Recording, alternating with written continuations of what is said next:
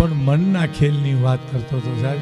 હવેલીમાં આગ લાગી સાહેબ. સાંભળજો, મનની ભૂમિકા જો બદલે તમે મારા ને તમારા મનના દર્શન કરજો સાહેબ. આપને ખબર પડે કે આપણું મન ક્યાં તને ઉપડ્યું છે. હો, આગ લાગી, જ્વાળા મંડી નીકળવાની. શેઠને કોઈ કીધું તમારી હવેલી હળગી ગઈ ને તોડ્યા આમ જ્વાળા જોઈને માથા પછાડ્યો, પડતા પડતા જાય, ઓય બાપા મારું હળગી ગયું, મારું બળી ગયું, હવે કાંઈ રહે નહીં.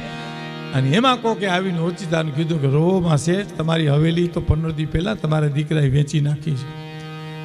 એમ જોયું, ફરી ગયું મન. એમ વેચી નાખી તો હા એમ. અરે તો બિચારાને બળી ગયું કાં, જેને લીધું એનું બળી ગયું કાં. હા હા હા, મન જોયું બદલી ગયું આખું.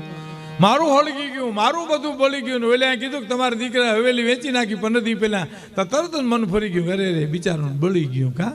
ઓહો હો, અરે લીમડ જવા માંડ્યો લેવા હાવો. અરે રામ રામ રામ. ત્યાં છોકરો આવ્યો કે સોદો થયો તો પણ કેન્સલ થયો. મંડો માથા પછાડો, ઓય બાપલિયા મારું બધું બળી ગયું. હિમાલય ન જાવો ભૈયો હિમાલો બનાવ.